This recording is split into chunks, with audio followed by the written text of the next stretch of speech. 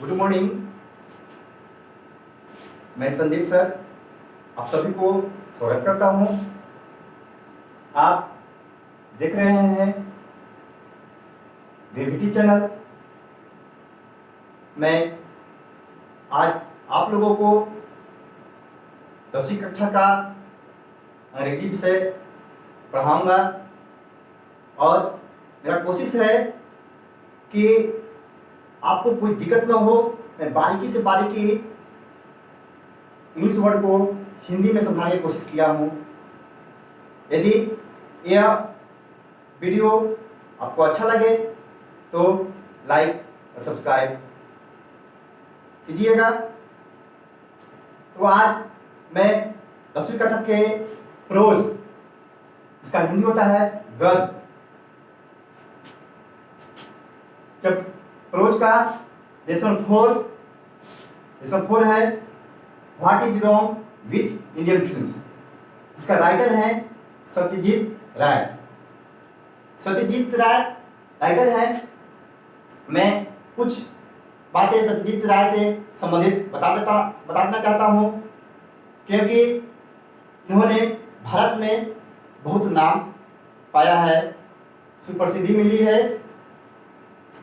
सत्यजीत राय का जन्म कलकत्ता में सन 1921 ईस्वी में हुआ और इनकी मृत्यु दिल का दौरा पड़ने के कारण सन 1992 ईस्वी में कोलकाता में ही हो गई। ये भारत के सुप्रसिद्ध फिल्म निर्देशक के रूप में जाने जाते हैं। ये भारत में ही नहीं बल्कि विदेशों में भी ये फिल्म निर्देशक के रूप में काम कर कर प्रसिद्ध हुए हैं, नाम कमाए हैं। कुछ फिल्में इनकी जो बहुत फेमस हुई, प्रसिद्ध हुई, उसका नाम है पाथर पंचाली, चारुकलाता, शतरंज के खिलाड़ी, और भी है बहुत सारे। कुछ मुख्य महत्वपूर्ण जो है मूवी थे उसका नाम बताया मैंने। इन्होंने भारतीय सिनेमा में निर्देशक के ही नहीं बल्कि म्यूजिक कंपोजर के रूप में, यहाँ तक प्रोड्यूसर के रूप में, कहानी लेखक के रूप में कार्य किया। साथ ही साथ उन्होंने बुक का डिजाइनर के रूप में भी कार्य कर बहुत सारा नाम कमाए। एक पीएचडी का डिग्री यानी डॉक्टरेट की उपाधि इंग्लैंड के ऑक्सफोर्ड यूनिवर्सिटी से प्राप्त किया, जहां से बहुत सारा अवार्ड भी इन्हें प्राप्त हुआ है फिल्मी जगत से, विदेशों में और भारत में भी बहुत सारा अवार्ड भी प्राप्त हुआ है। तो अब चलते हैं, पाठ की शुरुआत करते हैं। पाठ का नाम है what is wrong with Indian films. इसका मतलब है भारतीय सिनेमा के साथ क्या गलत है, उसका जिक्र व्याख्या एक सत्यजीत राय ने हमारे बुक के माध्यम से बताने की कोशिश किए हैं। उसी चैप्टर का what is wrong with Indian films का फर्स्ट पैराग्राफ है, जिसको मैं आपके सामने दिखा रहा हूँ। उसका मैं रीडिंग डाल रहा हूँ। कैसे रीडिंग डालते हैं वो देखते हैं। One of the most significant phenomena of our time has been the development of the cinema from a turn of the century mechanical into the century as most potent and versatile art form। इसी को आप लोग को दिक्कत ना हो पढ़ने में, रीडिंग डालने में, उसी को मैंने नीचे ही हिंदी में लिख दी है। आप इसको देखकर बढ़िया से पढ़ सकते हैं या वीडियो को बैक करके आवाज के द्वारा भी आप इसको अच्छी तरह से पढ़ सकते हैं। अब देखते हैं इसका कुछ अननोन मीनिंग है, उसको हम देखते हैं। कौन कौन सा अननोन मीनिंग है? सिग्निफिकेंट, सिग्निफिकेंट मतलब महत्वपूर्ण, फेनोमेना मतलब तथ्य, डेवलपमेंट मतलब विकास, मैकेनिकल मतलब यांत्रिक, सेंचुरी मतलब शताब्दी, पोटेंट मतलब प्रबल, वर्सेटाइल मतलब बहुमुखी। एक कुछ अननोन वर्ड देखिए। अब मैं बताता हूं कैसे हिंदी करते हैं, कैसे समझते हैं, इसका अर्थ समझते हैं। तो देखिए, one of the most significant, one मतलब एक, ऑफ द मोस्ट मतलब बहुत, मोस्ट सिग्निफिकेंट महत्वपूर्ण phenomena of the our time. कहते हैं सत्यजीत राय कि हमारे आवर टाइम मतलब हमारे समय के फेनोमेना मतलब घटना, एक महत्वपूर्ण घटना है हमारे समय का, has been the development of the cinema, cinema का विकास का एक महत्वपूर्ण घटना है। From a turn of the century, जैसे शताब्दी बदली, मैकेनिकल यहाँ छूट गया है, try into the century age, most potent and versatile art of fall. ऐसी शताब्दी बदली, युग बदली। पहले सिनेमा बनती थी यांत्रिक खिलौने की तरह, सिनेमा का निर्माण होता था, और फिर युग बदला, वो एक शक्तिशाली, एक बहुमुखी कला के रूप में उभरा। इसी को थोड़ा सही अर्थ में कैसे अर्थ समझेंगे उसको देखते हैं। मैंने हिंदी में लिख दिया है। हमारे समय की एक महत्वपूर्ण तत्व सिनेमा को एक साधारण यांत्रिक खिलौने से इस सदी के सबसे शक्तिशाली और बहुमुखी कला के रूप में विकसित होना है। अब अगला प्रकार देखते हैं। Today the cinema commands the respect accorded to any other form of creative expression. It combines in various measures the functions of poetry, music, painting, drama, architecture, and a host of other arts, major and minor. It also combines the core logic of science. कैसे reading डालना है उसको मैंने reading डाल आपको सुनाया। अब बैठ करके इसको रोक करके इस आवाज के द्वारा आप पढ़ सकते हैं, या ये उसी का हिंदी कैसे उच्चारण करते हैं, हिंदी में कैसे रीडिंग डालते हैं इंग्लिश में, वो लिखा हुआ है। इससे भी आप देखकर बढ़िया से पढ़ सकते हैं। अब देखते हैं इसमें अननोन वर्ड्स जो है, कुछ अननोन वर्ड्स है, उसका हिंदी क्या होता है। कमांड्स मतलब अधिकार रखना, रिस्पेक्ट मतलब सम्मान, इज्जत, अकॉर्डेड मतलब स्वीकृति देता है, क्रिएटिव सृजनात्मक, एक्सप्रेशन मतलब अभिव्यक्ति, कंबाइंस समाहित करता है, मेजर्स परिमाण, फंक्शन मतलब क्रिया, पोएट्री मतलब पद, आर्किटेक्चर मतलब वास्तुशिल्प या वास्तुकला, होस्ट मतलब सूत्रधार, मेजर मतलब बड़ा, माइनर मतलब छोटा, लॉजिक मतलब बुद्धि। अब देखते हैं उसी पैराग्राफ को, सेकंड पैराग्राफ को, इसका हिंदी अर्थ समझते हैं, इसका मीनिंग समझते हैं, लिखने का मतलब क्या है। तो देखिए, today the cinema commands the respect मतलब कि आज सिनेमा जो है प्राप्त कर चुका है क्या, रिस्पेक्ट सम्मान, इज्जत प्राप्त कर चुका है, accorded to any other form of creative expression. कोई अन्य प्रकार के सृजनात्मक अभिव्यक्ति के जो मिलते हैं समान, इज्जत, उस प्रकार से सिनेमा भी आज समान प्राप्त कर रहा है या प्राप्त कर चुका है। It combines in various measures the function of poetry. इसमें मतलब सिनेमा में, आज के समय के सिनेमा में कंबाइंस में जुड़ा हुआ है, मिला हुआ है क्या, भिन्न प्रकार के परिमाण मिला हुआ है, क्रियाओं का परिमाण इसमें जुड़ा हुआ है, जैसे कविता, म्यूजिक में संगीत, पेंटिंग, ड्रामा मतलब नाटक, आर्किटेक्चर वास्तुकला, और बहुत सारे अन्य अदर आर्ट्स होस्ट मतलब सूत्रधार, मतलब अन्य प्रकार के कलाओं का सूत्रधार इसमें मिलते हैं। मेजर मतलब अधिक या एंड माइनर, अधिक मिलते हैं या कम, इसमें आज के सिनेमा में मिलते हैं। ठीक है, also combines in the code logic of science, यह और भी क्या है, एक ठंडी मतलब ज्ञान का स्रोत है, ज्ञान को जोड़ता है सिनेमा, मतलब विज्ञान के ज्ञान को जोड़ता है, इसमें जुड़ा हुआ है सिनेमा में। इसी को सही एक एक सुर में, एक ताल में कैसे कहेंगे, तो देखिए आपको मैंने लिख दिया है इसका अर्थ। आज सिनेमा को वह सम्मान हासिल है जो किसी अन्य सृजनात्मक कला अभिव्यक्ति माध्यम को प्राप्त है। इसमें कविता, संगीत, चित्रकला, नाटक, वास्तुकला और अन्य कई सामान्य एवं बृहद कला रूपों का समन्वय है। इसमें विज्ञान की ठंडी तार्किकता यानी बुद्धि भी शामिल है या है। अब तीसरा प्रकार पढ़ते हैं। India took up film production surprisingly early.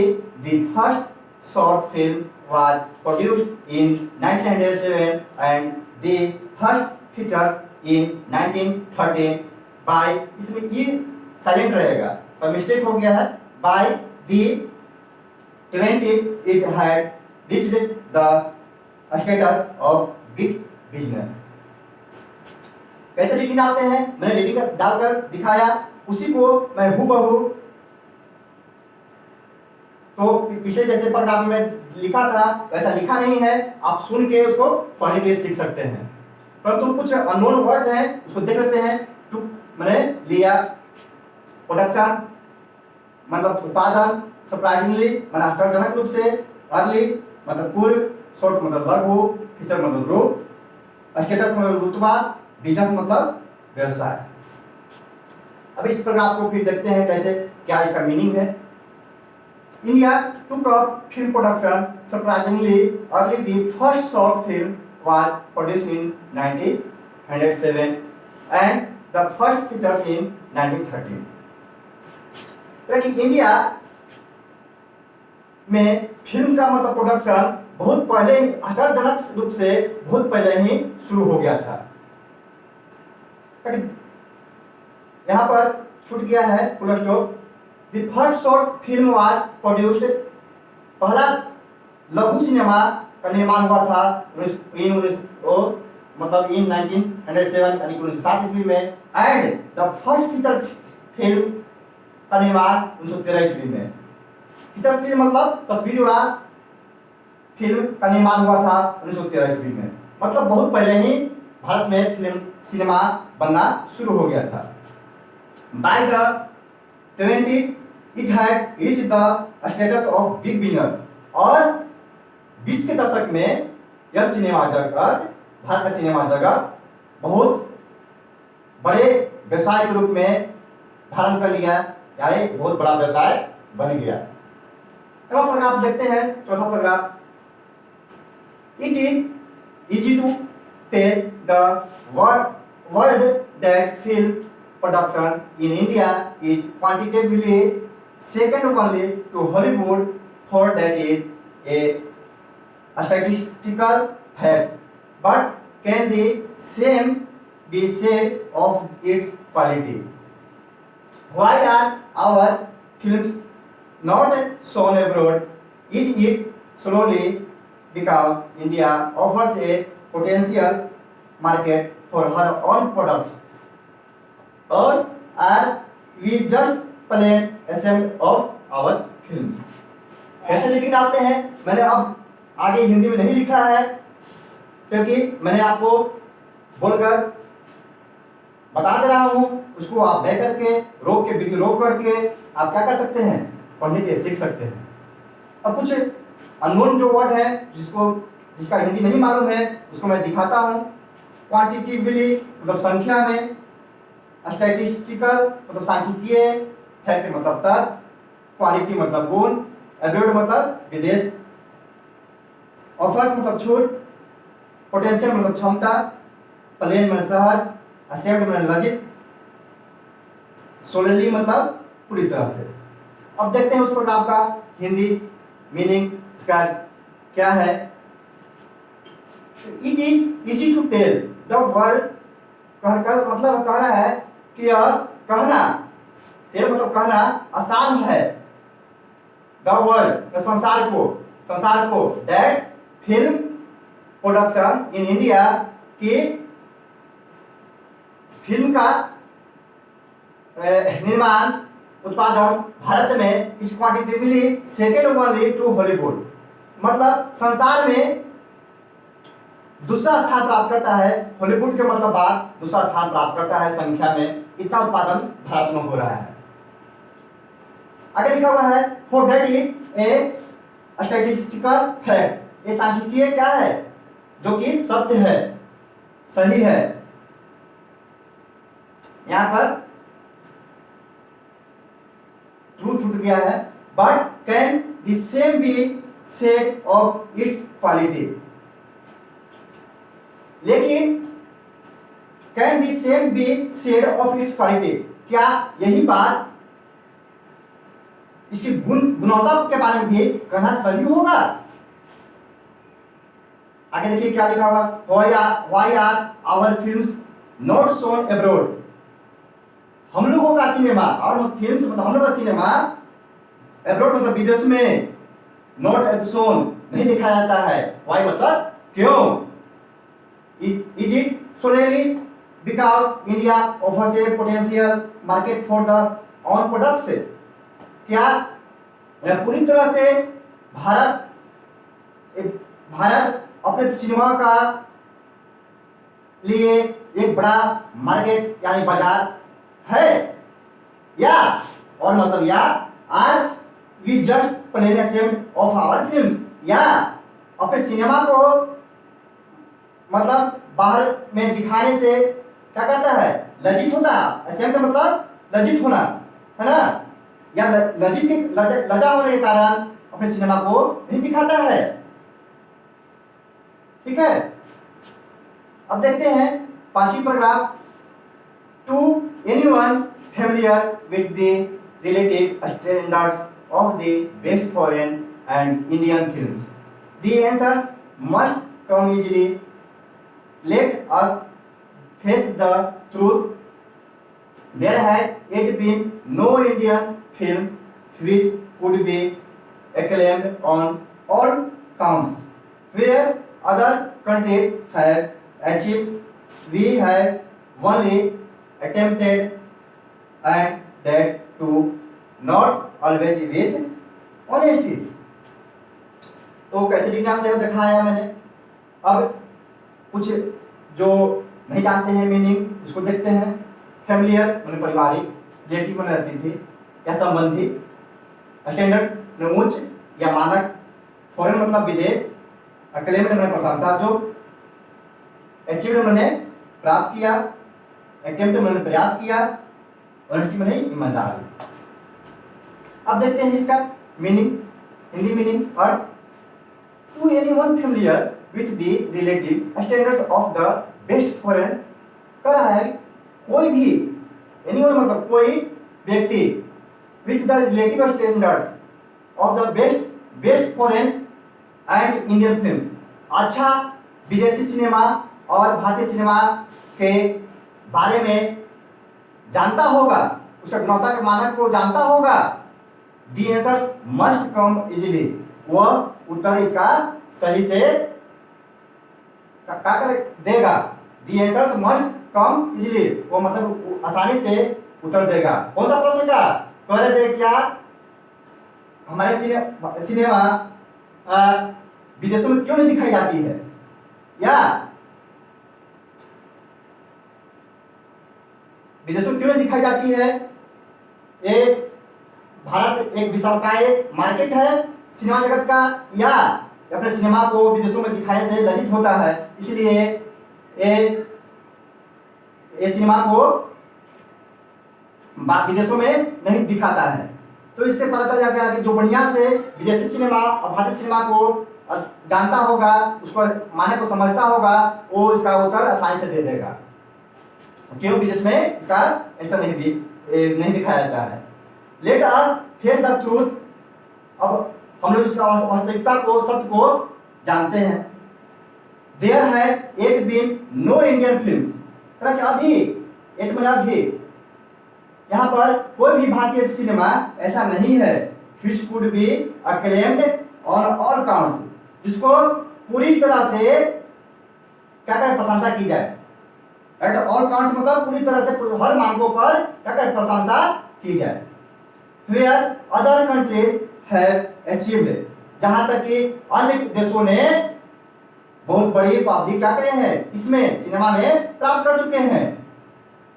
We have only attempted and that too not always with honesty।